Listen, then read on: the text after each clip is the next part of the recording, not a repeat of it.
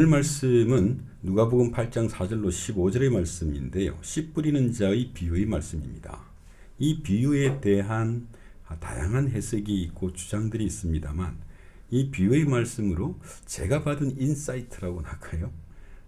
제가 받은 메시지는 하나님이 주신 믿음과 구원이 우리 안에서 어떻게 열매를 맺는가 하는 것입니다.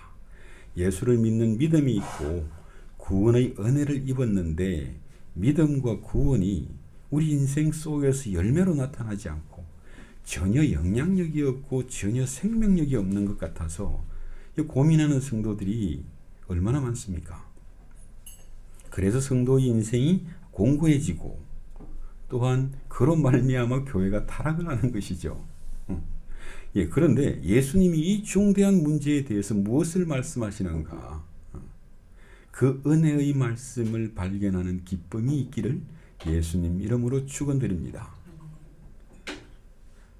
씨 뿌리는 비유의 말씀은 네 부분으로 구성이 되어 있는데요.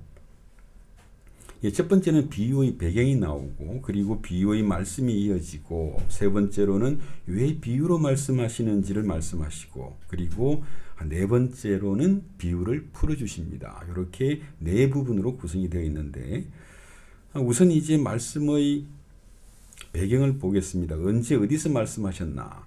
4절을 보면 각 동네 사람들이 예수께로 나와 큰 무리를 이루니 예수께서 비유로 말씀하시되 이렇게 시작하죠. 그런데 병행 구절인 마가복음 4장 1절과 그리고 마태복음 13장 1절을 종합해서 보면 지금 가버나움의 베드로 집에서 나와서 그리고 바닷가에 많은 사람들이 모여 있고 예수님은 아마도 베드로의 배 위에 앉아서 이제 이 말씀을 주시는 겁니다. 그런데 가버나움뿐만 아니라 다른 많은 마을의 사람들이 와서 지금 듣고 있는 겁니다. 자, 5절입니다. 씨 뿌리는 자가 씨를 뿌리러 나가서 그렇게 이야기를 합니다. 우선 이제 이 씨 뿌리는 배경을 조금만 이제 말씀을 드리겠습니다. 갈릴리 지역에서는 첫 비가 온 후에 땅을 갈고 씨를 뿌린다고 합니다. 그러면 여기에 이제 초실절을 전후로 해서 발화가 되어 가지고 싹이 나온다 그래요.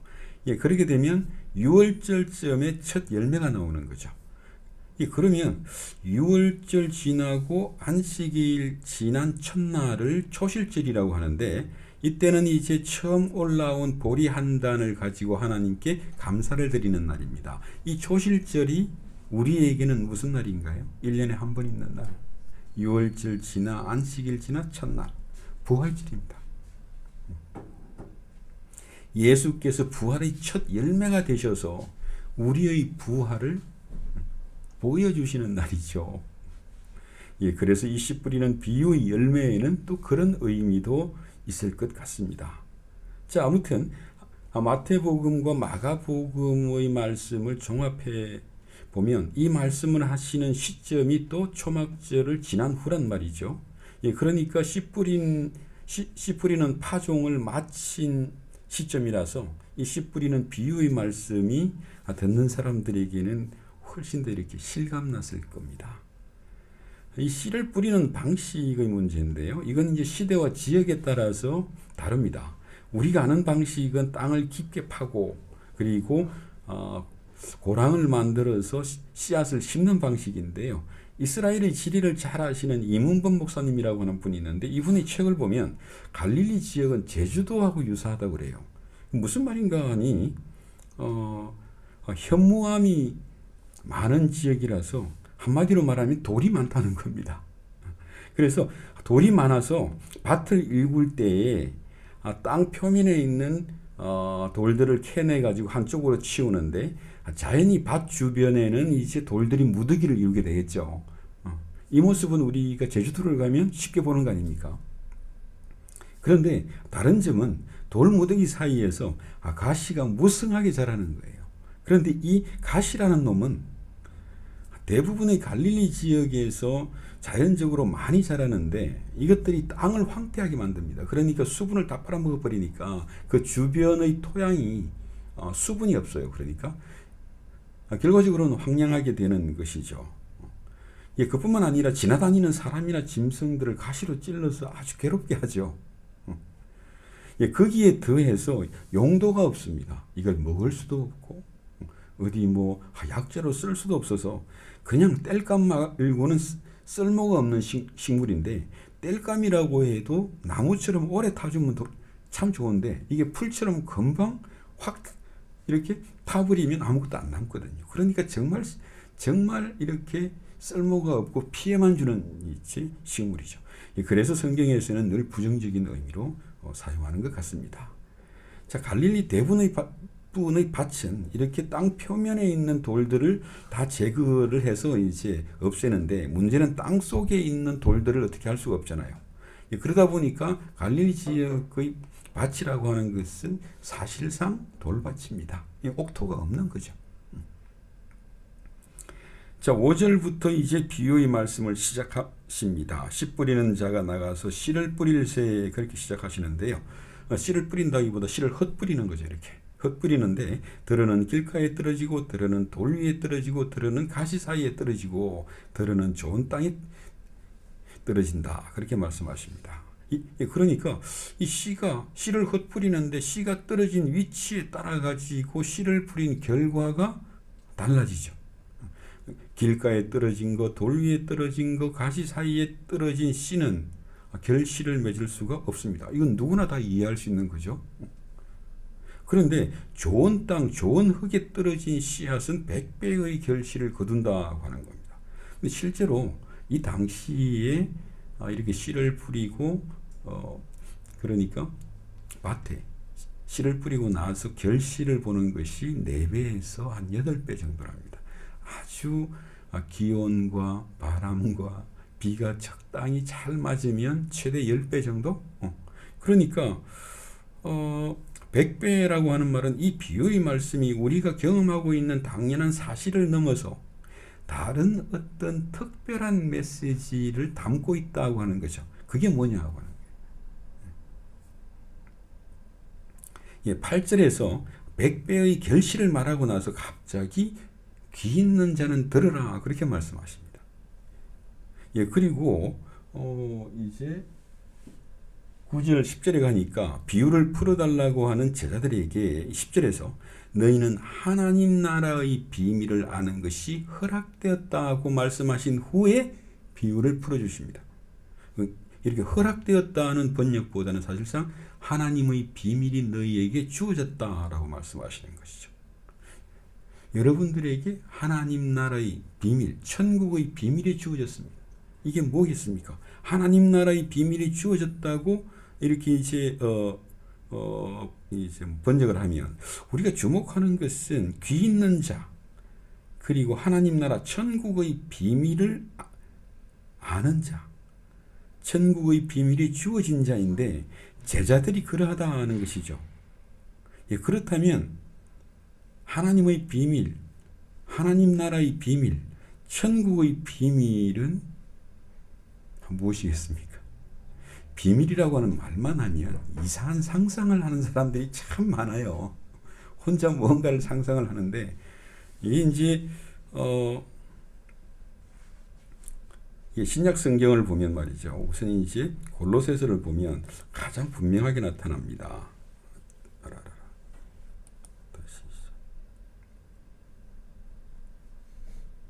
네, 골로새서 1장 26절입니다. 이 비밀은 만세와 만대로부터 감추어졌던 것인데 이제는 성도들에게 나타났고, 하나님이 그들로 하여금 이 비밀의 영광이 이방인 가운데 얼마나 풍성하게 임하는지를 알게 하려 하심이라. 이 비밀은 너희 안에 계신 그리스도라, 영광의 소망이라. 그리고 골로새서 2장 2절로 가니까 하나님의 비밀인 그리스도를 깨닫게 하려 함이라. 깨닫는다는 게 뭐예요? 그래서 오늘 한 번 더 분명하게 하려고 이렇게 해놨습니다. 깨닫는다, 이해한다 라고 하는 말들이 참 많은데, 이건 하나님에 대하여, 그리고 하나님께서 하시는 말씀에 대하여 바르게 반응하는 것이다. 바르게 반응하는 지혜와 통찰력이 있다. 이게 뭡니까? 성령이죠. 성령으로 말미암아 우리가 하나님을 알고 하나님과 하나님의 말씀에 바르게 반응한다. 이걸 이해한다, 깨달았다라고 이야기를 하고, 그리고 예수를 안다, 그리스도를 안다라고 하는 것은 그런 친밀한 관계를 통해서 경험적으로 계속해서 알아가고 내가 그 관계 속에 있다고 하는 것을 안다는 것입니다. 그래서 골로새에서 4장 3절로 가면 또한 우리를 위하여 기도하되 하나님이 전도할 문을 우리에게 열어주사 그리스도의 비밀을 말하게 하시기를 구하노라. 그렇게 말합니다. 하나님의 비밀이 그리스도요. 그리스도의 비밀은요, 그리스도 안에 있는 구원이요, 하나님과의 화평이요, 소망이죠.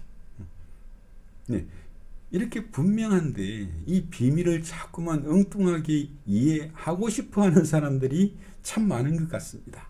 아무튼 이렇게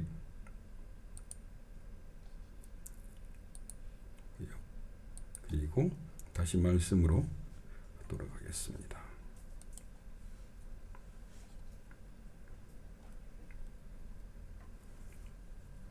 그러면 이렇게 천국 비밀이 주어진 자는 그리스도를 아는 자죠.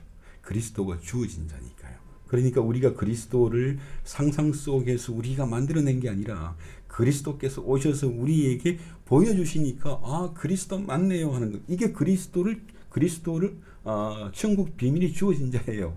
왜냐하면 우리에게 보여지는 그 그리스도는 하나님의 비밀이요, 천국의 비밀이니까요. 이렇게 하나님의 비밀이 주어진 자, 참 놀랍지 않습니까? 2000년 전 이 땅에 오신 초라한 모습으로 이 땅에 오신 예수라고 하는 이스라엘 청년을 우리가 그리스도라고 한단 말이에요. 이걸 좀 더 구체적으로 말하면 예수라고 하는 사람의 청년의 행적 안에서, 그러니까 4장 14절부터 시작된 갈릴리 사역을 통해서 하나님이 아브라함에게 다윗에게 약속하신 메시아를 보고 믿은 자들이죠. 우리는 십자가에서 우리를 위하여 피 흘려 죽으심으로 우리를 죄와 죽음에서 구원하러 오신 그리스도를 우리도 갈릴리 사역을 통해서 보고 듣고 믿고 아멘 하잖아요. 그렇습니다. 이분이 그리스도이십니다. 이분으로 말미암아 하나님의 나라가 온 것이죠. 하나님이 자기 백성을 돌보고 계시잖아요. 하나님이 우리를 위하여 당신의 아들을 십자가의 심판과 죽음에 내어주신 것을 보고, 그 십자가를 보고 우리가 찬송 그대로 내가 정말 이 십자가만은 내 평생 존중하고 귀하게 여기겠습니다. 내 평생 이 십자가에 대롱대롱 매달려 있겠습니다. 그 믿음의 고백을 하는 것이죠. 또 때로는 정말 우리가 지난주 이야기한 것처럼 죄 많은 여자처럼 정말 예수 앞에 나와 향유를 붓고 그 발을 닦는 감사의 예배를 드리는 거란 말이죠. 오늘 이렇게 날씨가 더워도, 이렇게 날씨가 추워도, 내가 이렇게 우울해도, 내가 이렇게 속상해도 하나님 앞에 나와 그 예수께 감사하는 거예요.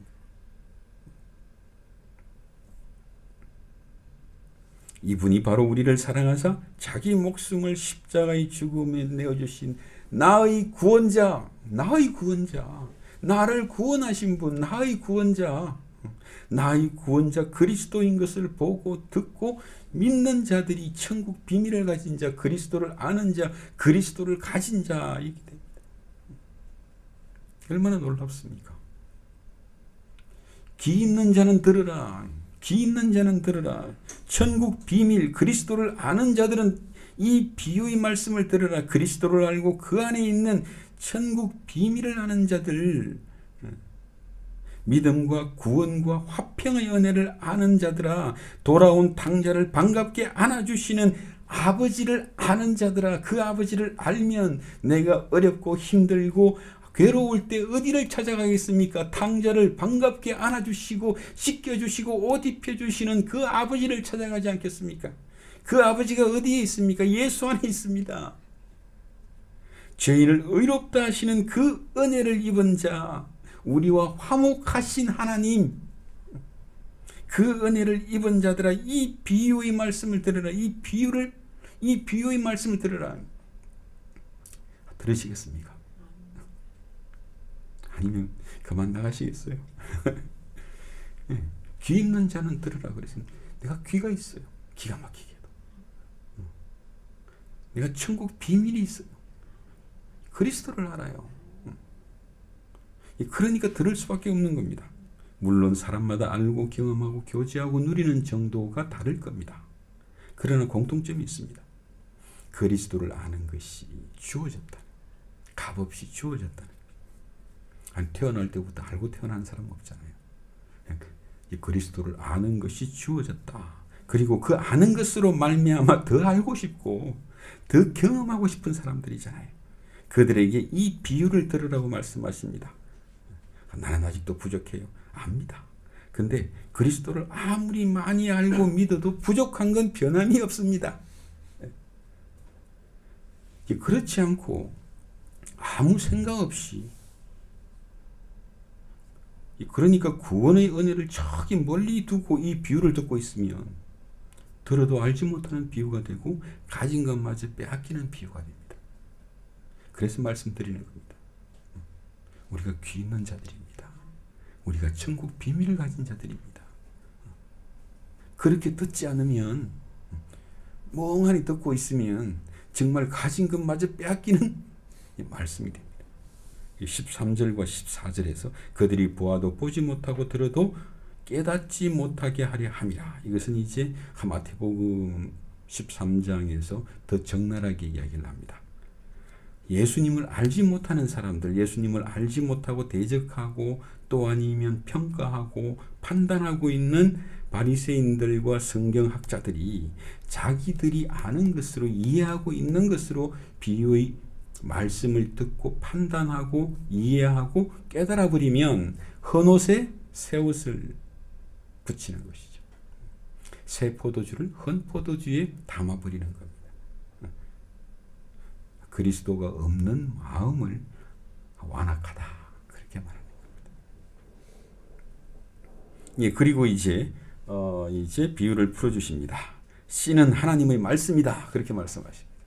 씨를 뿌렸다 그랬는데 하나님의 말씀이 뿌려졌다는 것이죠. 여기에서 한 가지 주의할 게 있습니다. 말씀이 뭡니까?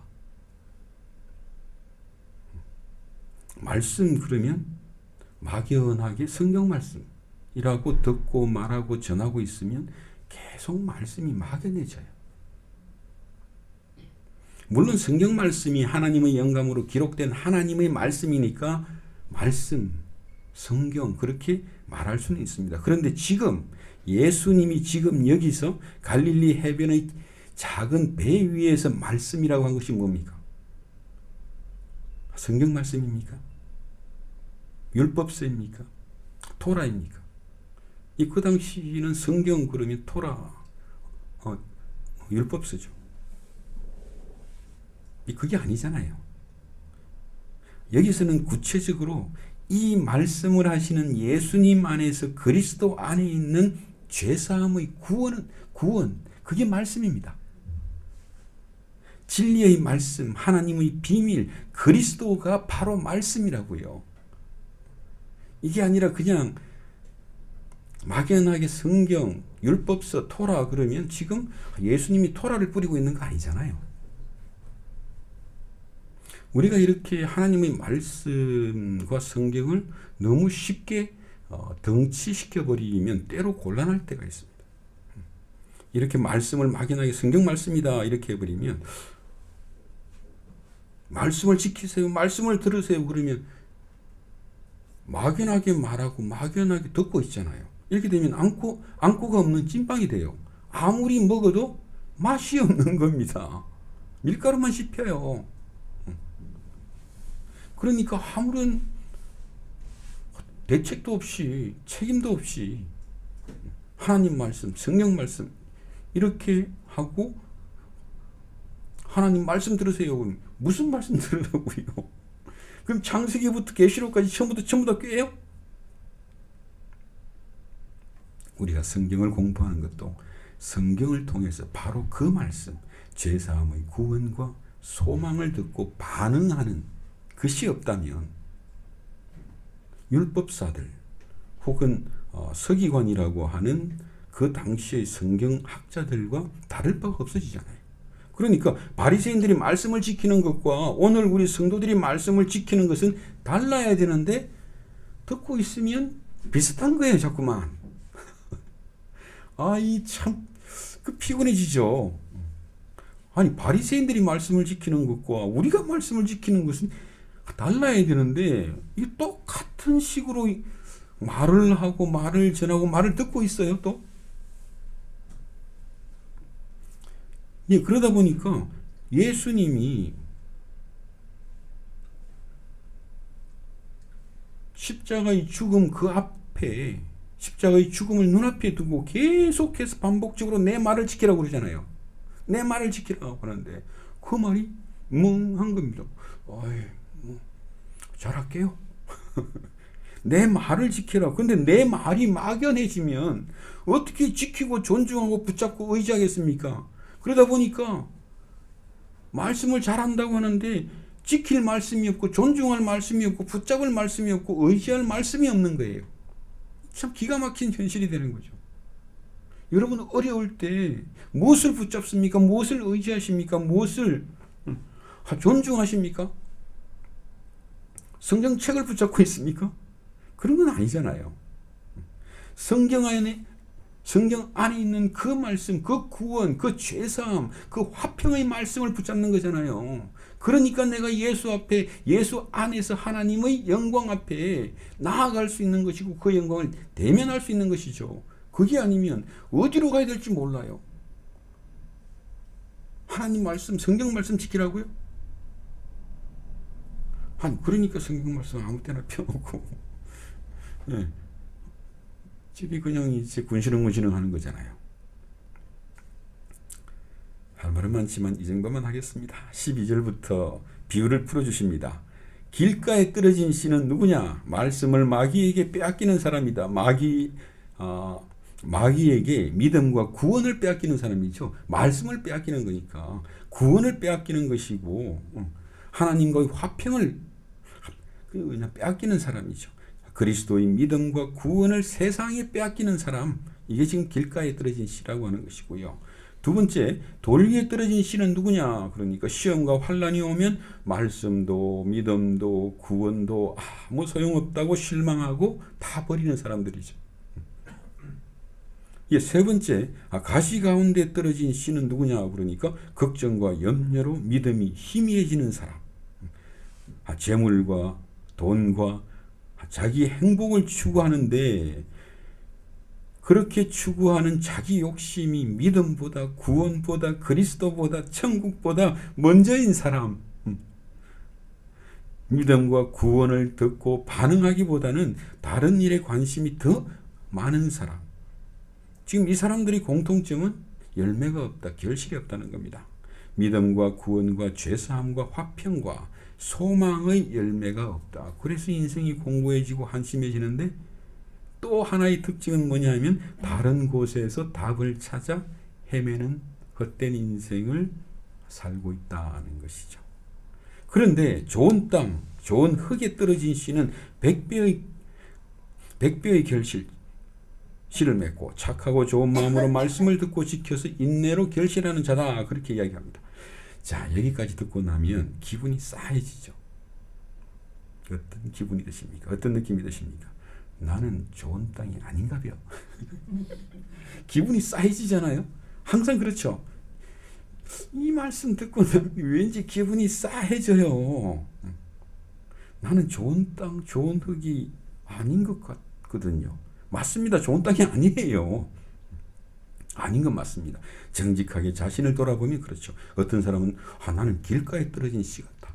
또 어떤 사람은 나는 돌 위에 떨어진 씨 같아. 또 어떤 사람은요, 나는 가시 가운데 떨어진 씨 같아. 또 어떤 사람은요, 나는 셋 다인 것 같아. 나는 셋 다. 여러분은 어느 쪽이십니까? 하나, 둘, 셋. 어느 쪽이십니까? 저는 셋 다인 것 같습니다. 우리가 다 때로 길가에 떨어진 씨 같고 때로는 돌 위에 떨어진 씨 같고요. 때로는 가시 위에 떨어진 씨 같지 않습니까? 이게 우리 현실이에요, 사실은.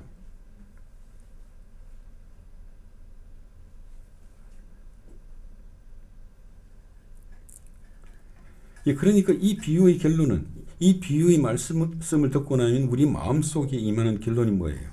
나는 좋은 흙이 아닌가 봐. 그럽니다. 동의하십니까? 아니, 동의하신다면 왜 웃죠? 땅을 침이 우려야 되는 거 아니에요? 이대로 끝나지는 않을 거다. 뭐 이런 게 있다는 거죠. 그죠? 맞습니다. 이게 결론이라면 이 비유의 말씀이 이상해지지 않겠습니까? 이 비유를 말씀하시는 예수님의 목적이 너희는 좋은 땅이 아니야. 이건 아니잖아요. 그 전에 정말 우리가 이렇게 우리 현실이 정말 이렇습니다라고 하는 것을 인정하지 않고 기분이 싸한데 모른 척하고 지나가서 엉뚱한 해석을 해버리면 이 말씀이 꼬여요. 정말 우리는 그렇습니다. 저는 셋 다 맞습니다. 그러고 나서 주님 무슨 말씀을 하시는 거예요? 이렇게 귀를 기울여야 되는데 느낌이 싸해지니까 모른 척하고 엉뚱하게 해석을 하려고 하면 정말 곤란해집니다. 그러면 이 말씀의 주제가 보이질 않아요. 그러다 보니까 다양한 해석을 하잖아요. 그런 해석들을 뭐 한두 가지가 아니니까 수없이 많으니까 그냥 지나가서, 자, 그러면 이 비유의 말씀을 문맥 속에서 한번 봅시다. 이 비유의 말씀 앞에 어떤 말씀이 있습니까? 비유의 말씀 앞에 갈릴리 사역의 말씀이 있죠. 4장 14절부터 시작되는, 그죠? 정말 예수님의 갈릴리의 행적을 통해서 그리스도와 하나님의 나라가 나타나지 않습니까? 예수님이 정말 당신께서 말씀하시고 행동하시면서 그리스도와 하나님을 계시하고 계신 것이거든요. 그 계시를 통해서 많은 사람들이 예수님의 행적을 보고 이분은 약속의 메시아시다. 하나님이 우리를 찾아오사 우리를 돌보신다. 하나님의 나라가 임했다. 그렇게 보고 믿는 사람들이 나타나죠. 그죠? 그게 지금 4장 14절부터 계속되고 있는 겁니다. 그래서 그 하이라이트는요. 죄 많은 여자가 그렇게 담대하게 동네를 가로질러서 바리새인의 집을 찾아와서 예수님의 발에 향유를 뿌리고 있는 것. 그게 뭡니까? 감사의 예배를 드리고 있는 거죠. 그 죄 많은 여자가 말이죠. 그 여자에게 예수님 말씀하십니다. 너희 죄가 이미 너를 떠났다. 여자야, 이제 평안히 가라. 하나님과의 화평함을 누리라. 그렇게 말씀하시지 않습니까? 보지 못하는 자가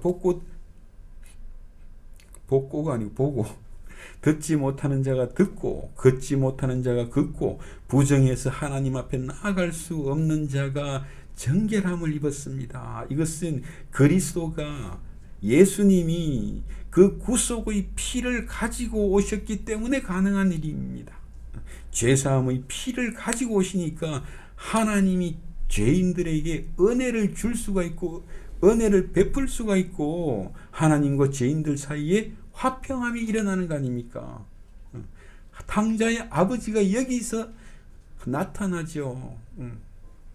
그리고 나서 이 비유의 말씀을 주십니다.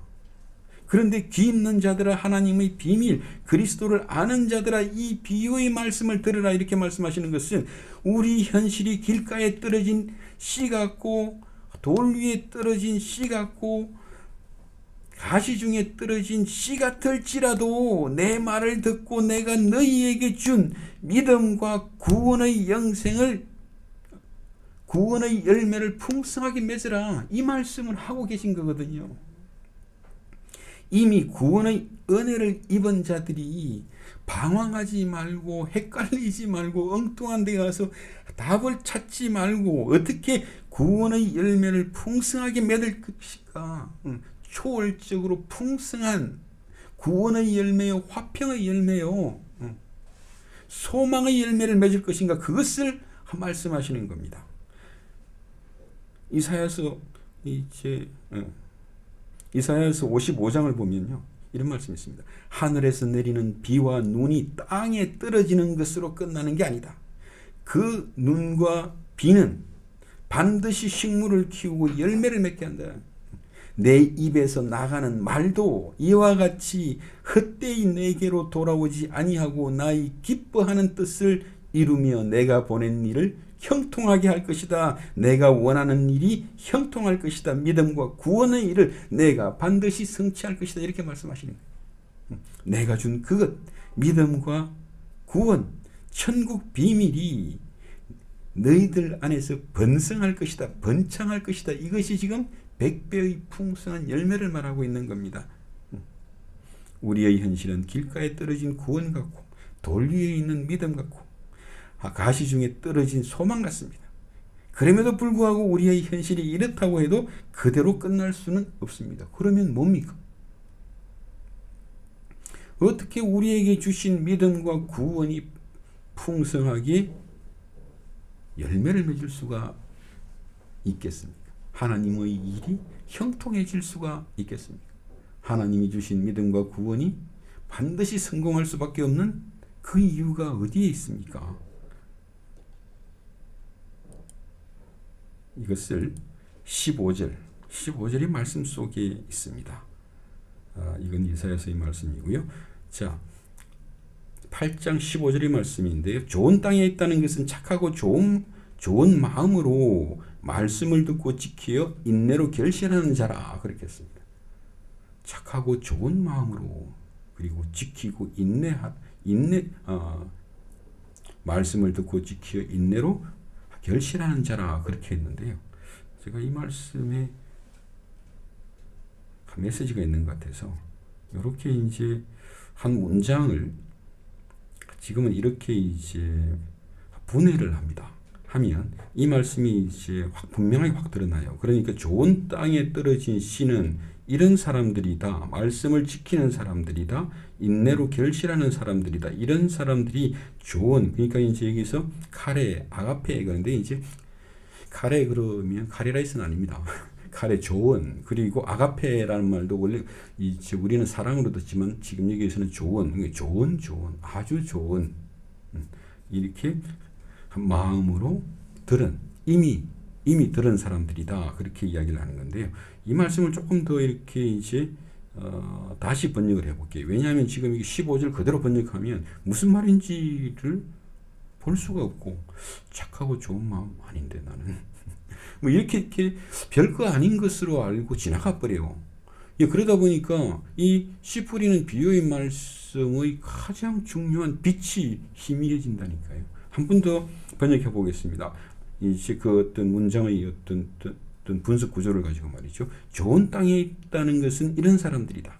선한 마음으로 좋은 마음으로 들은 사람들이다. 말씀, 그러니까 천국 비밀이요 그리스도를 지키고 인내로 결실하는 사람들이다. 이 말을 좀 더 이제 의미를 부여해서 번역을 하면 나를 통해서 내 안에 있는 구원과 죄사함과 하나님과의 화평과 천국 소망의 말씀을 들은 자들아, 그 말씀을 지킨다는 건요. 굳게 붙잡고 굳게 가지고 있고 빼앗기지 않고 버리지 않고 인내하며 열매를 맺는 사람들아, 너희가 좋은 마음으로 말씀을 들은 사람들이고 좋은 땅에 떨어진 씨와 같은 사람들이다. 지금 이 말씀에서는 우리에게 주시는 메시지가 있다고 보는 겁니다. 그러니까 우리에게 주신 그 구원과 그리고 믿음이 어떻게 열매를 맺는가, 어떻게 우리 안에서 생명, 정말 풍성한 생명으로 역사할 수 있는가 하는 것이죠. 근데 이렇게 지금 이제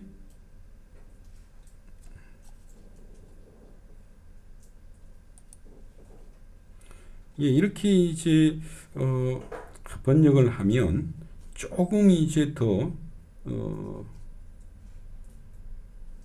이제 분명해집니다. 그러니까 지금 여기서 이 말씀의 핵심은 뭐냐면 초월적으로 풍성하게 열매를 맺게 하신다라고 하는 그 말씀의 핵심은요. 지키고 인내하라거든요. 지키고 인내하라. 신약 성경 전체를 관통하는 메시지가 바로 지키고 인내하라인데 그 중요성을 놓치고 있는 것 같아요. 이 말씀을 자꾸만 율법으로 알아들어요. 정말 은혜의 말씀인데 이 말씀이 하라 하지 말라라고 하는 말씀으로 자꾸만 들리는 거예요. 그러다 보니까 이 15절의 말씀을 그냥 지나가 버립니다. 이 인내하라, 인내라고 하는 말의 헬라적인 의미는 굳게 소유하고 굳게 붙잡는다는 이제 의미가 있는데 히브리적인 의미는 그 안에 거하라입니다. 언약 안에 거하라, 믿음 안에 거하라. 언약을 벗어나면 이방인, 믿음을 벗어나면 사실상의 불신자가 되죠. 또 있습니다. 아브라함이 하란에서 가나안으로 들어갔을 때, 그리고 그 땅에 처음 정착했을 때에 가뭄이 들었습니다. 그래서 제단을 쌓고 하나님께 외쳤습니다. 외쳤다고 번역을 했는데 그 의미는 하나님께 대롱대롱 매달렸다는 말이거든요. 그러니까 외치는데 매달려서 외쳤다는 것이죠. 그래서 매달린 사람은 그 손을 놓을 수가 없잖아요. 이게 인내입니다. 이게 지키는 것이고요. 또 이제 우리가 오늘 찬송했습니다만 찬송가 갈보리산 위에 그 마지막 구절 험한 십자가를 붙들겠네. 이게 뭐예요? 대롱대롱 매달리겠습니다. 내가 십자가를 존중하겠습니다. 귀하게 여기겠습니다. 내가 이럴 때에도 저럴 때에도 십자가를 존중하겠습니다. 내가 이럴 때에도 저럴 때에도 그 험한 십자가에 대롱대롱 매달려서 하나님께 외치겠습니다. 라고 하는 그런 의미가 됩니다. 이것이 인내입니다. 그저 우리가 인내를 참고 견디는 것으로 오늘을 지나간다라고 하는 말로 그렇게 오해를 해버리면 아주 이상한 말이 되지 않습니까? 그렇게 오해를 하니까 성경 속에 나오는 인내라고 하는 말을 다 패스를 해버리는 겁니다. 그러니까 15절에서 말씀을 지키고 인내하라. 이 말은 말씀을 지키고 지켜라. 굳게 지켜라. 빼앗기지 마라. 버리지 말라 하는 말이죠. 그러니까 지키라고 하는 말과 인내하라고 하는 말이 같은 말이니까 사실상 같은 말을 두 번 반복하고 있는 겁니다. 그만큼 강조하고 있는 거죠. 그런데 무엇을 굳게 소유하고 굳게 붙잡으라는 겁니까? 말씀이요. 말씀이 뭡니까? 이 말씀을 성경이라고 해버리니까 붙잡을 말씀이 없어지는 거예요. 천국 비밀, 그리스도, 예수 안에 있는 죄사함과 구원의 말씀이란 말이죠. 예수께서 십자가의 죽음을 앞두고 거듭 제자들에게 하신 말씀, 내 말을 지켜라. 이 말씀이 이제는 들리십니까? 이제는 이 말씀을 들으면 여러분 안에 반응이 나오잖아요. 마음이 울렁거리죠. 내 말을 지켜라. 내 말을 지켜라. 그렇게 반복하고 계신 예수님의 마음이 보이잖아요. 내 말을 지키라. 그러니까 저는 어떻게 들리냐면 나를 버리지 말라. 내가 준 구원을 굳게 지켜라. 이렇게 말씀하시는 걸로 들립니다. 나를 버리지 마. 내가 너희에게 준 구원을 버리지 말라고 말씀하시는데 우리 마음이 어떻게 반응하지 않을 수가 있어요. 이걸 이해했다. 이걸 깨달았다고 하는 겁니다. 올바로 반응했다는 것이죠. 그래서 말씀을 지키고 인내하라. 말씀을 지키고 지켜라. 이제 이 말씀이 들리지 않습니까? 인내하라. 이 말씀, 구원의 말씀, 구원이요, 천국 소망이요, 하나님과의 화평의 은혜요. 이 말, 예수 그리스도의 피 흘림으로 말미암아 우리에게 주신 구원이요, 우리에게 주신 화평이요, 우리에게 주신 그 은혜를 지키고 지켜라 그러는데 그 말을 율법으로 들으면 어떻게 해요? 말이 안 되는데 다들 또 뭐 하라고 그래. 그리고 지나간다니까요. 아니, 반응해야 됩니다. 지키고 지키라고 하는 예수님의 말씀에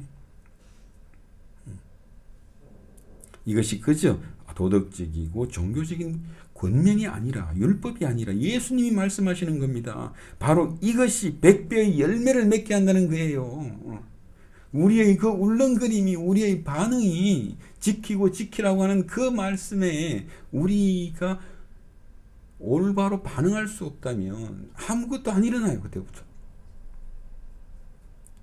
그런데 이게 쉽지가 않죠. 지키라고 하는데 좀 바빠지면 구원이고 소망이고 화평이고 다 없어요. 좀 힘들어지면 아무것도 없어요. 우리 본성이 다 길가에 떨어진 씨 같은 사람들이고 돌 위에 떨어진 씨 같은 사람들이고 가시 중에 떨어진 씨 같은 사람들입니다. 세상 일에 걱정과 염려에 자기 욕심에 늘 넘어지는 사람들이잖아요. 그러나 그렇다고 해서 포기할 것이 없습니다. 그렇다고 해서 포기할 것도 없습니다. 열매를 맺을 수 없는 사람들인데 열매를 맺게 하시는 길을 말씀하시잖아요. 내 말을 듣고 지키라고. 그것이 우리로 하여금 100배의 열매를 맺게 하신다. 어떻게 지키고 지킵니까? 첫째는요, 주 예수를 바라보라고 말씀하시잖아요. 예수를 바라보라. 성경 내내 이야기하는 주 예수를 바라보라. 주 예수 그리스도를 기억하라. 예수 안에서 하나님의 영광을 대면하고 믿음으로 반응하라. 감사하고 찬송하라. 그렇게 하나님의 영광이 휩싸이면 그 영광이 우리를 살립니다. 하나님의 형상을 입은 세 사람이 이 답답한 현실 속에서 자유와 용기로 일어서기 시작하잖아요. 그럴 수 없는 사람들이 걷기 시작하는 거죠. 그것이 우리로 하여금 열매를 맺게 합니다. 100배의 열매를 맺게 합니다. 눈에 보이는 것은 답답하고 캄캄하고 아무런 응답도 보이지 않는 그럴 때에 예수를 기억하라. 예수 안에 있는 구원, 그 구원의 말씀, 소망의 말씀, 화평의 말씀, 그 말씀을 듣고 하나님의 사랑과 긍휼하심과 은혜의 영광을 대면하라, 기뻐하라. 그렇게 말씀하셔요. 이것이 우리의 인내예요. 이것이 말씀을 지키는 겁니다. 이 마음을 하나님이 선한 마음이다. 하나님을 기뻐하는 마음이다. 그렇게 말씀하시는 겁니다. 하나님의 영광에 물든 마음이 하나님의 형상을 닮은 마음이 되는 겁니다. 이 마음이 우리의 열매가 됩니다. 요셉이 감옥에서도 욥이 이해할 수 없는 고난 속에서도 하나님의 자비하심과 언약을 기억하고 굳게 지키며 버리지 않았고 하나님의 선하심을 기억하고 그 안에서 버티고 기다렸습니다. 이것이 야고보서 5장 11절의 말씀인데요. 보라, 인내하는 자가 복되다. 인내하는 자가 복되다 그러니까 그냥 우리 세상의 많은 교훈들 정도로 듣고 흘려버리니까 이거 그대로입니다. 듣지 못하는 거예요. 보라, 인내하는 자가 복되다. 욥과 요셉의 인내의 결과를 보라. 그렇게 야고보 장로가 우리에게 권면하고 있는데 이게 안 들린다니까요. 예수 안에 있는 죄사함과 화평과 소망의 구원을 굳게 가지고 있으라. 빼앗기지 말라. 그리고 찬송하라. 감사하라. 이런저런 걱정과 염려로 우울하고 실망스러울 때에도 내 말을, 내가 준 구원을, 내가 준 소망을 굳게 붙잡아라. 찬송이 나올 때까지 예수를 바라보고 예수를 인내하라. 이것이 100배의 열매를 맺습니다. 우리가 사망의 깊은 골짜기에 있을 때에도 주님은 찬송받으시기에 합당하시다. 우리 주님에게는 찬송받으시기에 합당하지 않은 때가 없다. 그 어떤 실망도 십자가의 영광을 이길 수가 없고 이 십자가의 영광은 죽음을 이기는 영광인데요. 그걸 못 이기겠어요. 잠깐의 고난이 어떻게 영원한 영광을 이길 수가 있겠습니까? 바울 사도가 로마서 8장에서 자신 있게 외치잖아요. 잠깐의 고난, 그리고 장차 지금도 우리에게 다가오고 있는 영원한 천국의 영광이 우리로 하여금 오늘 이 현실을, 답답한 현실 속에서 우리로 하여금 일어서게 하지 않느냐, 그렇게 말씀하십니다. 두 번째는 하나님의 나라와 의를 구하라. 우리 주님이 우리에게 직접 주시는 말씀입니다. 하나님의 나라와 의를 구하라. 이것이 우리의 인내예요. 예수를 바라보는 것이 우리의 인내고, 보이지 않는데 예수를 바라보는 것이 우리의 인내고, 지금 힘들고 어려워서 그런 여유가 없습니다 그러는데, 하나님의 나라와 의를 구하는 것, 이것이 우리의 인내가 되는 거죠. 죄사함의 피를 가지고 오신 그리스도로 말미암아 우리에게 임한 하나님의 나라와 우리를 위하여 그 아들을 십자가의 죽음에 내어주신 하나님이 우리를 지금도 어떻게 보호하시고 인도하시겠냐, 이것이 우리에게 임한 천국의 실상입니다.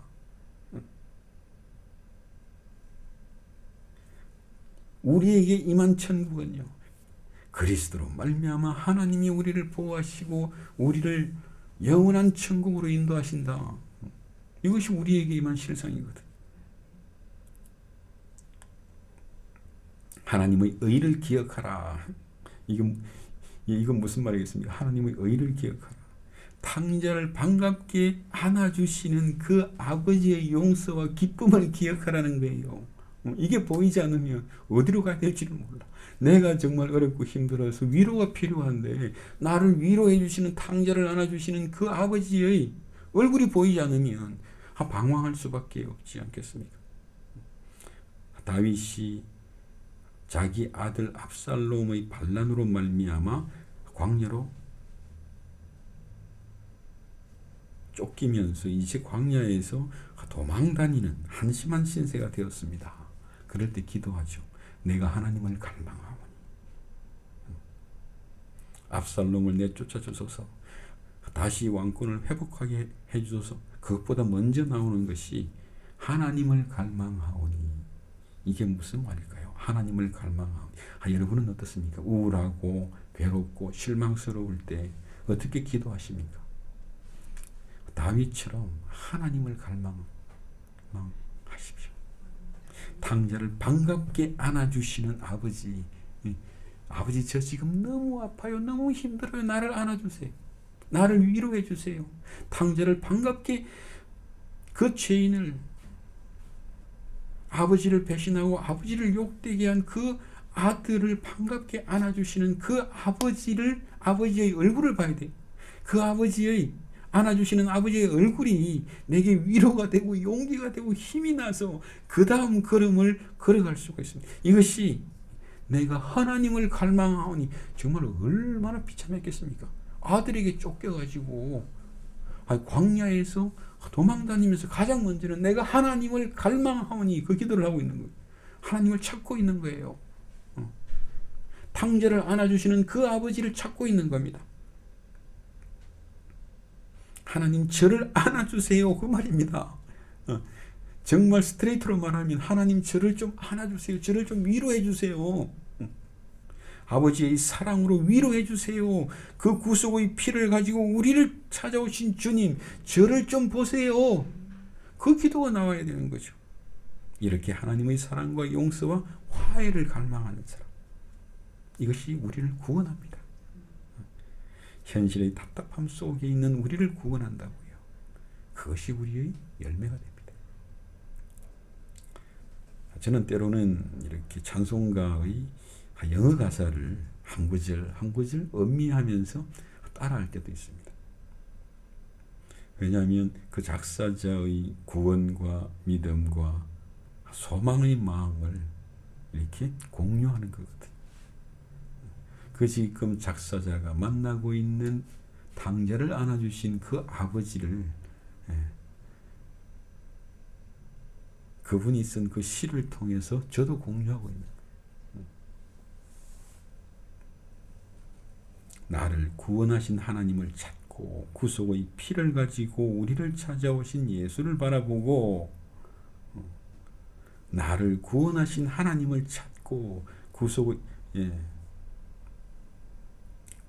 피를 가지고 우리를 찾아오신 예수를 바라보고 하나님의 나라와 하나님의 의를 구하는 것, 이것이 우리가 구원과 믿음을 지키며 인내하는 것입니다. 그러니까 우리가 이 믿음을 지켜라, 인내하라, 이 말 자체의 참 뜻을 알게 되면 정말 이렇게 우리에게 소중한 말이 돼요. 율법이 아닙니다. 이것이 풍성한 열매를 맺게 합니다. 이것이 지금 이 비유의 말씀의 핵심이라고 저는 생각합니다. 제 생각이 아니라 예수님 말씀입니다. 말씀을 지키고 지켜라. 그것이 너희의 열매를 맺게 할 것이다. 구속의 피값으로 우리에게 주신 그 구원의 영광을 굳게 지키고 빼앗기지 맙시다. 얼마나 귀한 것인데 그것을 마귀에게 걱정과 염려에 내 부질없는 욕심에 빼앗길 수 있겠습니까? 그럴 수는 없죠. 만약 그런 일이 생긴다면 분하지 않겠습니까? 정말 분한 거죠. 그래서 짜증날 때도 화가 날 때도 우울할 때도 몸이 아플 때에도 구원의 소망이신 예수를 바라보며 구원과 소망을 굳게 지킵시다. 굳게 지킨다는 말이 이제 율법으로 안 들리죠? 굳게 지킵시다. 대롱대롱 매달립시다. 그것이 우리의 인내입니다. 거기서 우리의 열매가 나온다는 거예요. 그 열매가 풍성히 맺히기 시작하는 초월적으로 풍성한 열매가 거기에서 열리는 겁니다. 한 번 더 말씀드리면 믿음 안에 거하는 것이 인내요. 믿음 안에 거하는 것이 우리가 말씀을 지키고 지키는 것이다. 구원의 말씀이신 그리스도를 굳게 붙잡고 있는 것이 우리의 인내입니다. 예, 그래서 신약 성경에서 이렇게 인내라고 하는 단어를 찾으면 한 32개가 나오더라고요. 예, 그 중에서 몇 개만 제가 소개를 해드리겠습니다. 우선 이제 누가복음 21장 19절의 말씀인데요. 제가 우선 슬라이드를 보여드릴게요. 예, 누가복음 21장 19절의 말씀이죠. 너희의 인내로 너희 영혼을 얻으라. 너희 영혼을 얻을 것이다. 그렇게 인내로 생명을 얻으라. 인내로 생명을 누리라. 너희의 인내가 너희의 구원과 생명의 속전이 될 것이다. 속전이라고 하는 말은요, 돈을 주고 물건을 산다는 거잖아요. 그러니까 인내를 주고 구원을 사라. 그렇게 말하고 있는 겁니다. 그 인내를 통해서 이전보다 더 깊은 생명과 구원을 얻을 것이다. 그 말을 하고 있는. 그래서 이 인내가 얼마나 귀합니까? 너희를 대적하고 미워하는 자들이 너희를 핍박할 것인데, 그리고 환난이 올 것인데, 그러나 인내로 너희 구원을 누리라. 인내를 주고 구원을 더욱더 풍성하게 누리라. 그렇게 말하고 있는 것입니다. 그래서 인내는 영원하고 완전한 구원을 향한 것이고, 지금도 살아계신 우리 주 예수 그리스도를 향한 것이지, 그냥 한순간 참고 넘어가기 위한 인내는 인내가 아닙니다. 성경이 말하는 인내는 아닙니다. 그것은 그냥 교훈으로 사람들이 흔히 말하는 인내의 열매는 달다, 뭐 그렇게 있잖아요. 그런 의미가 아닙니다. 우리가 말하는 인내는 영원하고 완전한 구원에 매달려 있는 것이고, 지금도 살아계셔서 우리와 함께 하시는 그 예수 그리스도의 사랑에 매달려 있는 것이고, 그 험한 십자가에 평생 매달려 있는 거예요. 이게 우리의 인내예요. 정말 죽음의 그 순간까지 우리에게 필요한 것이 이 인내입니다. 그러니까 인내를 주고 구원을 사고 생명을 사라. 이 말이 이제 들리잖아요. 그리고요, 역시 로마서 5장입니다. 이 말씀은 보면 볼수록 깊어요. 근데 로마서 5장 3절부터인데요. 그러니까 이제 환난 중에도 기뻐하라 그러잖아요. 그죠?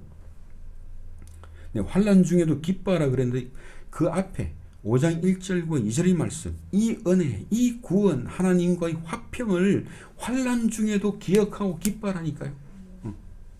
이게 인내입니다. 그러니까 환난 중에도 기뻐하라. 그것을 지키고 인내하라. 기뻐하기까지 지키고 인내하라. 그 인내가 우리를 강하게, 그 고난의 현실 속에서 우리를 강하게 만들 뿐만 아니라, 그것이 바로 소망이, 그 환난의 시간에도, 고난의 시간에도, 내 우울한 기분의 시간에도 그 소망이 내 안에서 실현되는 것, 이것이 바로 백배의 열매라고 하는 겁니다. 그러니까 로마서 5장 3절과 4절의 말씀이 지금 이제 그 앞에서 우리의 죄로 말미암아 죽임 당하시고 우리를 위하여 우리의 부활을 위하여 예수께서 부활하셨다. 그 예수의 죽음과 부활을 보고 너희가 믿는 그것으로 하나님이 너희를 의롭다 하신 것이다. 그러니 너희는 하나님과 화평하라. 이렇게 지금 분위기 좋다가 갑자기 환난 중에도 기뻐하라. 이게 무슨 말씀이래? 이렇게 되는 건데 사실은 굉장히 중요합니다. 우리에게 주신 그 은혜와 그 믿음이 이렇게 환난 중에도 이 은혜를 기억하고 이 구원을 기억하고 하나님과 화평한 것을 붙잡아라. 지키지 말라. 빼앗기지 말라. 그것을 기억하고 기뻐하라. 그것이 우리를 그 환난의 시간에도 일어서게 하고 걷게 함으로써 소망이 우리 안에 실현되게 할 것이다. 그것이 바로 열매가 된다는 겁니다. 걱정과 염려로 정말 캄캄해질 때가 있고 우울한 시간들이 있습니다. 정말 구원을 바라보고 구원을 기뻐하라 하는 것입니다. 이 인내가 우리를 강하게 하고 소망을 이룬다. 소망을 성취하고 그 소망의 그 어떤 그 시험의 목적을 달성한다는 겁니다. 왜 그렇게 할 수 있다고 하는 겁니까? 그것이 이제 8절과 9절의 말씀이거든요. 그리스도께서 우리를 위하여 죽으심으로 우리를 향한 자기의 사랑을 이미 확정하셨다. 그의 피로 죄사함과 의롭다 하심으로 하나님이 우리를 반갑게 안아주셨으니 우리 손가락에 구원의 가락지를 끼워주셨으니 지금도 그리고 심판날에도 우리가 진노에서 구원받을 것을 안다면 지금 이 시간을 어떻게 우리가 인내하지 않을 수가 있냐.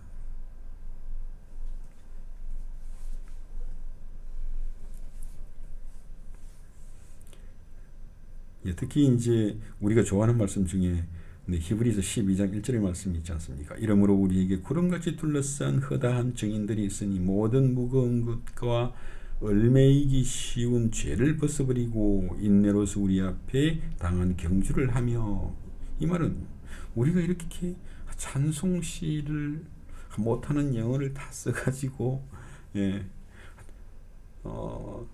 찬송시를 배우고 선진들의 신앙을 배우고 공유하고 그들과 함께 노래하고자 하는 것이 바로 이거 아닙니까?